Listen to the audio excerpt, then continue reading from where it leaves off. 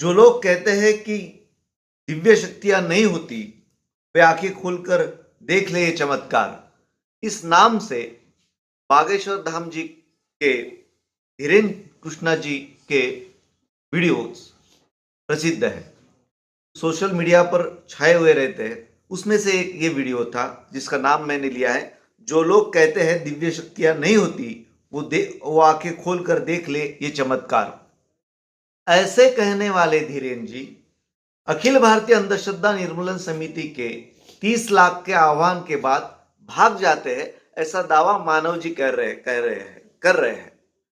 तो मैं पूछना चाहूंगा मानव जी से कि आपके पास ऐसा कौन सा सबूत है कि जिसके आधार पर आप दावा कर रहे हैं कि वो हमारे चैलेंज से डर कर भाग गए, 2 दिन पहले भाग गए। आपके पास इसका क्या सबूत है? पहला तो बात हम सब ने समझ लेनी चाहिए कि इस बात की चर्चा शुरू होने के बाद में धीरेन्द्र महाराज बाहर के हैं, इंदौर के हैं या फिर और कहीं के हैं, लेकिन यहां के आयोजक तो स्थानिक है।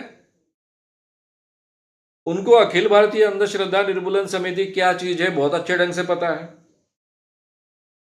नागपुर ये पोलखोल शहर है, इसकी बहुत अच्छे ढंग से उनको जानकारी है। पायलट बाबा को, शकुंतला देवी को, पूरे दुनिया में घूम रहे चंगाई सभा करने वाले 5 क्रिश्चियन मिशनरी थे। ये पांचों के पांचों क्रिश्चियन मिशनरी, जिसमें एक भारतीय थे, 4 फॉरेनर्स थे, drugs and magic remedies act के तहत उनको नागपुर में अरेस्ट हुई है। खानजोड़े नाम के, हालांकि उनका पहला नाम खानजोड़े है, लेकिन एस्ट्रोलॉजिकल मैगजीन्स में के नारायणन नाम से उनके बहुत आर्टिकल छपते थे। देश के एक प्रसिद्ध फेस रीडर थे, ज्योतिषी, उनको भी नागपुर ने भगाया। नागपुर ये बाबाओं के लिए और इस ढंग के चमत्कारिक लोगों के लिए एक पोलखोल शहर है, इसकी जानकारी आयोजक लोगों को तो है। धीरेन्द्र महाराज का कार्यक्रम 5 जनवरी से लेकर 13 जनवरी का प्रसिद्ध हुआ। उस ढंग के पोस्टर छपे, उस ढंग की पत्रिका छपी है। प्रूफ कर ये पत्रिका मैं आपके सामने रख रहा हूं। ये पत्रिका में 7 और 8 तारीख को उनका दिव्य दरबार है, इसकी भी जानकारी है। और 13 तारीख के कार्यक्रम, 13 तारीख तक, जनवरी तक के कार्यक्रम वहां पर छपे हुए। और सभी लोगों को पता था नागपुर के कि ये रेशिमबाग ग्राउंड पे उनका कार्यक्रम 13 तारीख तक चलने वाला है। इसके बावजूद वो 11 के शाम को भाग गए नागपुर छोड़कर। उसके पीछे के केवल कार्यक्रम अखिल भारतीय अंधश्रद्धा निर्मूलन समिति ने उनको आह्वान दिया, वो आह्वान वो सिद्ध नहीं कर सकते, ये केवल एक कारण नहीं है। उसके पीछे का ज्यादा सबल दूसरा कारण है, जादू टोना विरोधी कानून के तहत उनके खिलाफ शिकायत मैंने की है। मैंने कोई आम व्यक्ति कर ये शिकायत नहीं की है। जादू टोना विरोधी कानून प्रचार प्रसार अंमलबजावणी समिति, जो महाराष्ट्र शासन की एक समिति है, सामाजिक न्याय विभाग के कैबिनेट मंत्री उसके अध्यक्ष होते हैं, उसका मैं सह-अध्यक्ष हूं। मेरे लेटर हेड पर मैंने ये कंप्लेंट पुलिस को दी है और पुलिस के लिए एफआईआर दाखिल करना ये मैंडेटरी है। यानी वो आज छोड़े, कल छोड़े, परसों छोड़े, 4 दिन बात करे, लेकिन उनको एफआईआर तो दाखिल करना ही है, एक्शन तो लेनी है। खास कर ऐसे ही एक चीज के बारे में, हालांकि थोड़ा अलग किस्सा है लेकिन बहुत महत्व का है। हनुमान यंत्र बेचा जा रहा था। ये हनुमान यंत्र पहनने से आपके सभी प्रॉब्लम छूटते, इस ढंग के दावे किए जा रहे थे। टीवी से लेकर हर जगह पर इस ढंग के दावे किए जा रहे थे।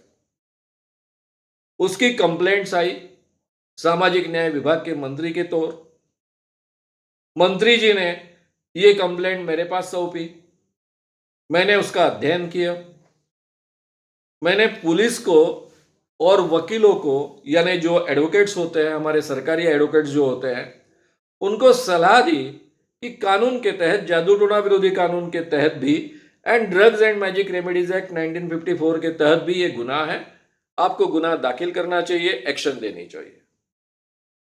शायद किसी प्रेशर के कारण उन्होंने गुनाह दाखिल नहीं किया, तब बीजेपी का ही गवर्नमेंट था। परिणाम यह हुआ कि औरंगाबाद हाईकोर्ट में एक केस गई, न्यायमूर्ति नलावड़े और एक न्यायमूर्ति के खंडपीठ ने इतना कड़ा निर्णय दिया, पुलिस को, सरकार को लताड़ा, आदेश दिया और ये जादू टोना विरोधी कानून का दायरा भी बढ़ा दिया। यानी केवल अगर कोई किसी भी कारणवश आश्वासन देता है कि तुम्हारा भला होगा, तुम्हें बच्चा होगा, तुम्हें नौकरी मिलेगी, तुम्हें अच्छी बीवी मिलेगी या फिर तुम्हारी शादी होगी, ऐसा भी अगर कोई आश्वासन देता है तो वो जादू टोना विरोधी कानून के तहत उन्होंने अपराध तय किया है। और हाईकोर्ट का जो निर्णय होता है वो स्टेट के लिए कानून बनता है, इसलिए उसकी व्यापकता बढ़ी है। इसलिए पुलिस के लिए ये गुनाह दायर करना, एफआईआर दायर करना और उसके बाद में एक्शन लेना ये मैंडेटरी है। ये जानकारी शायद पुलिस की ओर से जो आयोजक लोग हैं, वो सरकार के बहुत नजदीक के लोग हैं, उनको दी गई होगी और फिर उन्होंने और ज्यादा अपनी फजीयत ना हो इसलिए बाबा को भगाया होगा। इस ढंग की चर्चा पूरे नागपुर में, पत्रकारों में और सभी लोगों में है। ये सबसे बड़े प्रूफ्स है, इससे और ज्यादा प्रूफ्स की क्या आवश्यकता है।